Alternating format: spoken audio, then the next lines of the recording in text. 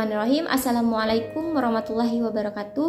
Perkenalkan, nama saya Zurianti dengan NIM 1872150003. Saya dari Prodi Pendidikan Ekonomi kelas reguler plus dengan mata kuliah yaitu Pendidikan Kewarganegaraan atau sering disingkat dengan PPKN. Dan dosen pengampu yaitu Ibu Fitra Mulyanti MPD. Dan saya adalah mahasiswi semester 1 dari Universitas Pancasakti Bekasi. Adapun tujuan saya membuat video pembelajaran ini ialah untuk memenuhi tugas ujian akhir semester dan sebagai bahan pembelajaran saya dan juga teman-teman sekalian. Adapun materi yang akan saya presentasikan di dalam video ini ialah berjudul tentang HAM dan Rule of Law atau HAM and Rule of Law. Oke, yang pertama di sini ada hak asasi manusia atau HAM atau Human Rights. Menurut Kamus Besar Bahasa Indonesia atau KBBI, pengertian HAM adalah hak yang dilindungi secara internasional, yaitu Deklarasi PBB atau Declaration of Human Rights, seperti hak untuk hidup, hak kemerdekaan, hak untuk memiliki, hak untuk mengemukakan pendapat. Next, yang selanjutnya di sini ada nilai-nilai dan karakteristik HAM, yang dimana nilai-nilai dan karakteristik HAM di sini ada 3 macam. Yang pertama yaitu kebebasan atau kemerdekaan. Yang kedua itu ada kemanusiaan atau perdamaian. Yang ketiga ada keadilan, kesederajatan atau persamaan. Selanjutnya di sini ada pengertian HAM menurut para ahli sebagai berikut. Yang pertama di sini ada Franz Magnus Suseno. Hak asasi manusia adalah hak-hak yang dimiliki manusia bukan karena diberikan kepadanya oleh masyarakat, bukan berdasarkan hukum positif yang berlaku, melainkan berdasarkan martabatnya sebagai manusia. Dan menurut pendapat yang kedua, di sini ada pendapat Adenan Buyung Nasution, yang dimana pendapatnya berbunyi tentang yaitu hak asasi manusia adalah hak yang dimiliki manusia yang diperoleh sejak dari kelahiran atau kehadirannya di kehidupan. Selanjutnya di sini ada macam-macam HAM, PKN, PNH, Simanjuntak. Yang pertama di sini ada hak asasi pribadi. Yang kedua ada hak asasi ekonomi.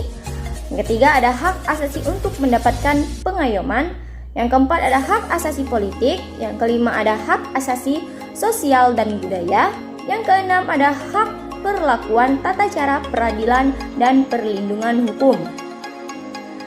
Dan selanjutnya di sini ada contoh-contoh pelanggaran HAM yang terjadi di Indonesia, yaitu ada pembersihan PKI G30S PKI pada tahun 1965 sampai 1966.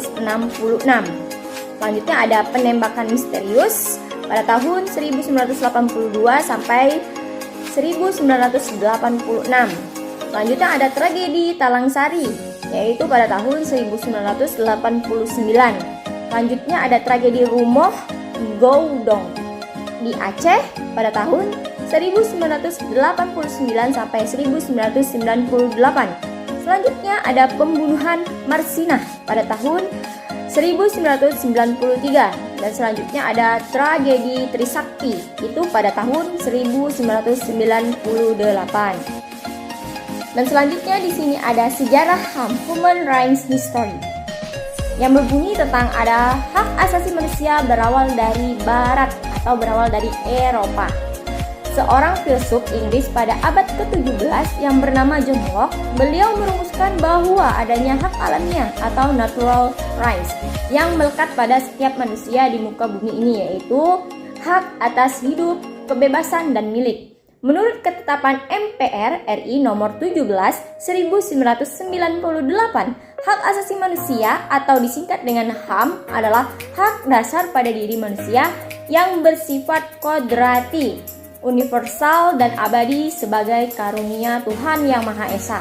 Puncak upaya penegakan HAM di dunia terjadi ketika Deklarasi Universal HAM lahir pada 10 Desember 1948.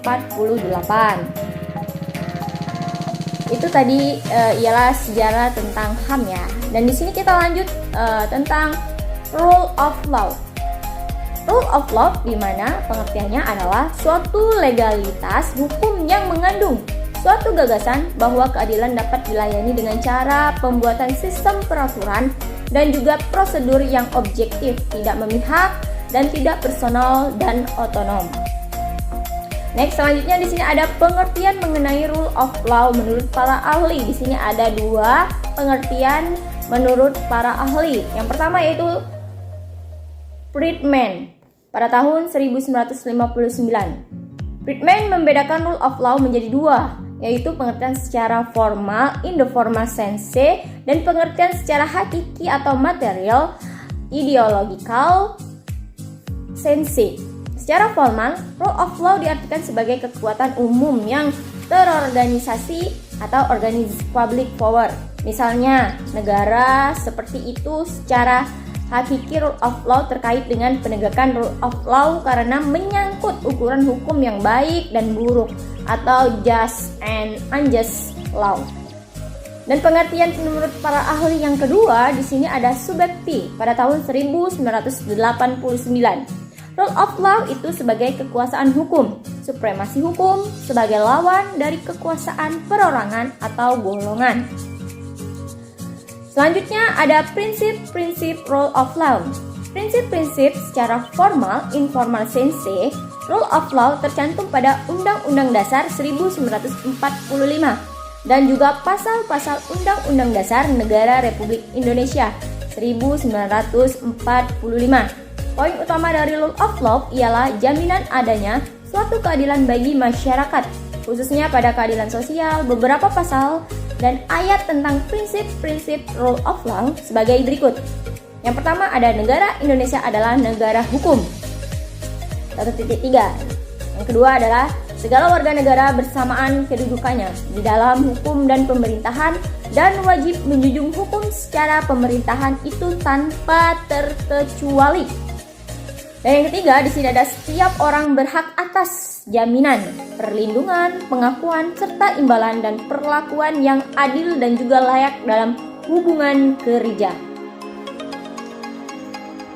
Sekian pemaparan materi atau presentasi dari saya. Di sini kita dapat simpulkan bahwa penegakan rule of law dan HAM di Indonesia mencakup bidang yang luas, yaitu mencakup bidang hukum, politik, ekonomi, sosial, kebudayaan, sports, dan lain-lain. Berdasarkan kenyataan ini, maka pantaslah kita bangsa Indonesia merenungkan kembali hakikat dari tujuan pembentukan negara republik yang terkandung di pembukaan Undang-Undang Dasar 1945, yang tidak lain daripada mencapai keadilan sosial bagi seluruh rakyat Indonesia. Dalam proses pencapaian keadilan sosial ini, peranan hukum atau rule of law dan HAM dan seluruh perangkatnya adalah mutlak. Sekali lagi terima kasih. Sekian presentasi dan pemaparan materi dari saya. Apabila ada kata yang salah, saya mohon maaf. Pada Allah saya mohon ampun. Saya akhiri. Wassalamualaikum warahmatullahi wabarakatuh.